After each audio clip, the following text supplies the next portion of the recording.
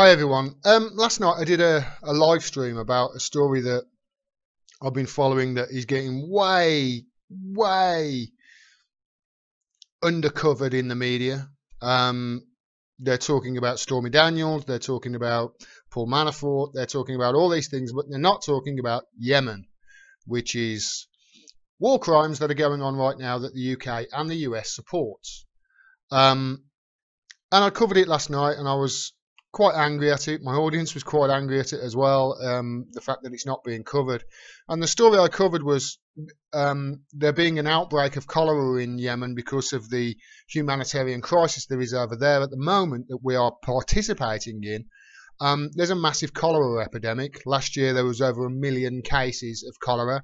60% of those are children, 600,000 children. That was last year alone. How many this year we don't know yet. I haven't seen any official figures, but I'm assuming it's going to be probably 500,000 because we are in June at least. So you're talking 1.5 million people contracted cholera, and this was the article that I brought up, that Saudi Arabia had bombed a cholera treatment centre in Yemen. Well, there's an update on that today. This is from the Real News, who did the original story. It's Ben Norton. If you don't follow Ben Norton on Twitter or read any of his work, please do so. He's brilliant. There are two great reporters at the Real News Network, Aaron Maté and Ben Norton. We should follow them. We should all follow them. They are brilliant. But this is the article. Saudi Arabia tried to blame Doctors Without Borders after bombing Yemen cholera centre. Or cholera treatment centre, rather. They tried to blame Doctors Without Borders. I'm going to try and read a bit of this just to give you the full situation, because it's pathetic what they're trying to do. The Saudi embassy in the United States pointed the finger at Doctors Without Borders after the US-backed Saudi coalition bombed the medical humanitarian group's newly constructed cholera treatment centre in Yemen. The Saudi government circulated a misleading fax from Doctors Without Borders, or MSF as they're called, that's the French name, the initials of the French name, to try and absolve itself of responsibility for the airstrike. I contacted MSF for clarification, this is Ben Norton, and the organisation said the fax is being misrepresented and strongly condemned the unacceptable attack on the medical facility. On June the 11th, the US-backed Saudi coalition waging war on Yemen bombed a cholera treatment centre in the northwestern town of Abs. The medical facility, which had just been built, was operated by MSF, was clearly marked on the roof with logos of the MSF and the Red Crescent, which is the Red Cross in Yemen. Early on June the 13th, so this is 3 days ago, so this would be Wednesday, the Embassy of the Kingdom of Saudi Arabia in Washington, D.C. tweeted a photo of a fax from MSF's Administrator of Communication and Liaison in Djibouti. This document is dated June the 11th, and the Saudi Embassy claimed it showed MSF clearly admit that the unfortunate facility incident, that's what they're calling the bombing of a cholera treatment centre, was due to their failure to update their coordinates per standard procedures. So they've put the blame directly on the MSF. MSF told me this claim is false. The organisation claimed that it gave Saudi coalition the GPS coordinates for its cholera treatment centre at least 12 times in writing, and the coalition acknowledged receipt of these coordinates in writing at least 9 times. So at least 9 times the Saudis have said, yes, okay, we know it's a treatment centre, we know it's a cholera treatment centre, we know it's off limits, and then they went and bombed it anyway.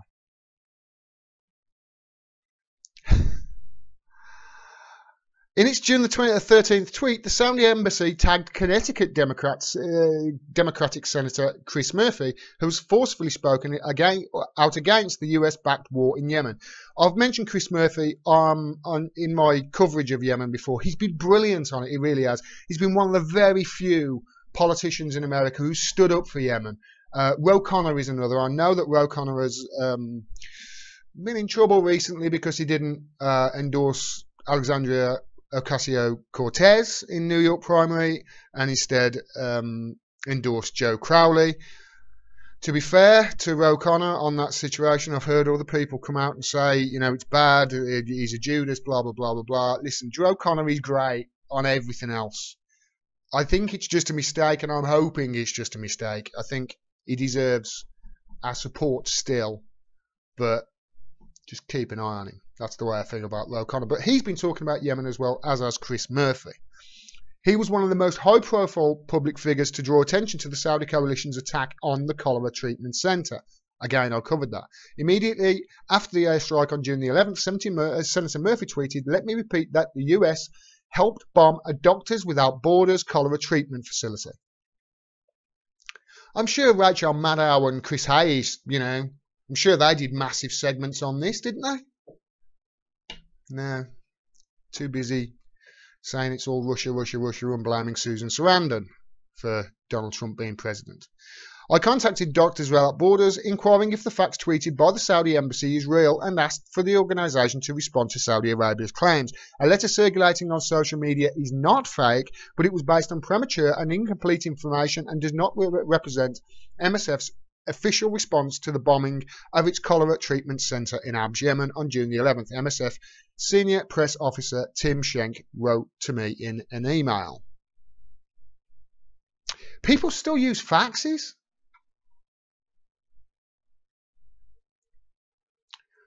I guess they do.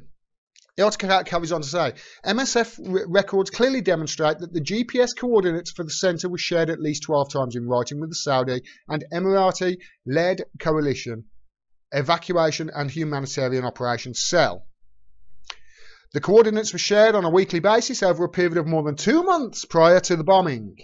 EHOC acknowledged, that's the Emirati-led coalition's, EOHC is the Humanitarian Operations Cells acronym, acknowledged receipt of these coordinates in writing at least 9 times. The SELC was therefore aware of the coordinates. An official letter was sent to SELC by MSF's Director General today that elaborates these points, Schenk continued.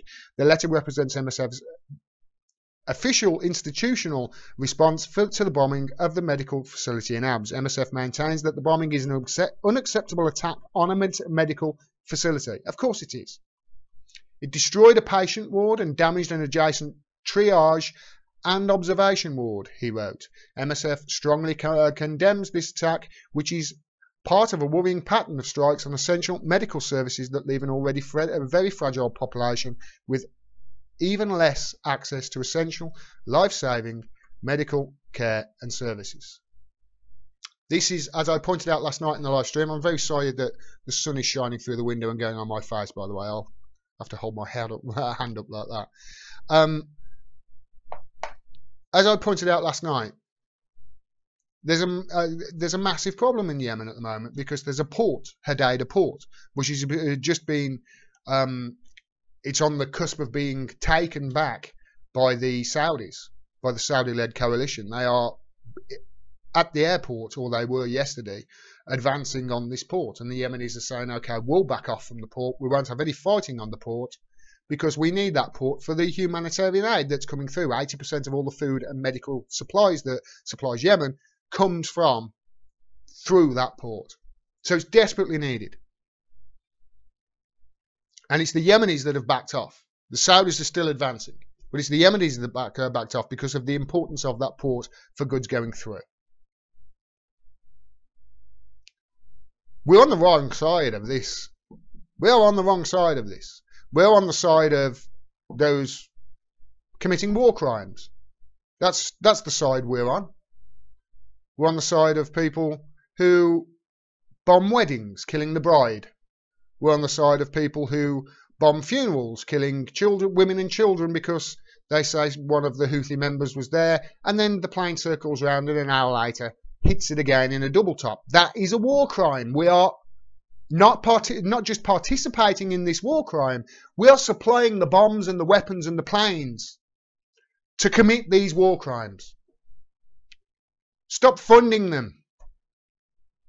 And the press, the BBC do cover Yemen. To be fair to the BBC, they do cover Yemen.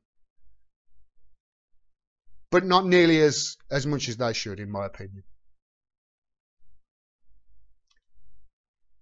So not only have they come out and they've bombed a cholera treatment facility in Yemen that is in the midst of the worst cholera outbreak in history of over 1 million people, probably 1.5 million people, of which nearly 1 million are going to be children.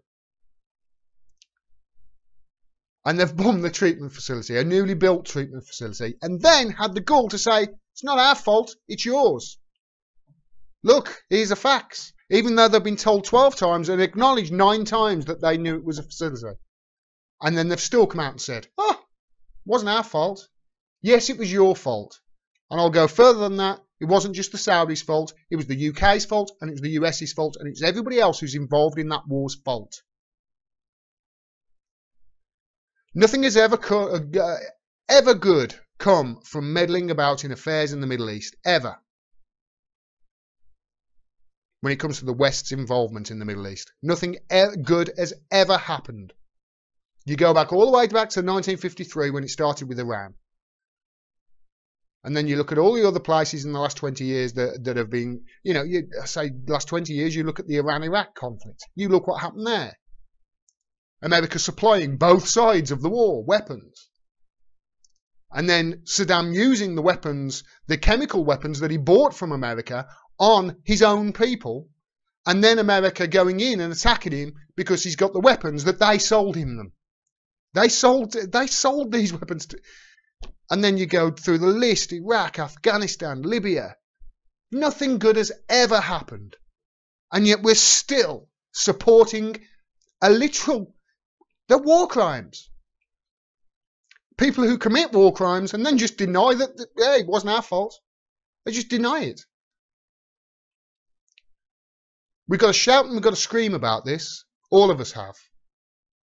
I've got a tiny little YouTube channel. That's all I can do. Tell your friends and tell your family. Write to your MP if you can, if you're in the UK. And if you're in the US, write to your senator. We need to start shouting about it because this is just, it's creating all the migrants that are flooding into Europe. And then we're saying, oh, these terrorists are coming over here. People who are fleeing for our bombs dropping, and then we're blaming them for the immigration problem in Europe. How backward is it?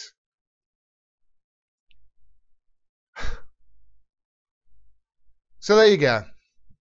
Not only have they struck a cholera facility in a country that is experiencing the worst cholera epidemic in recorded history, but then they come out with a lame excuse trying to blame it on that country.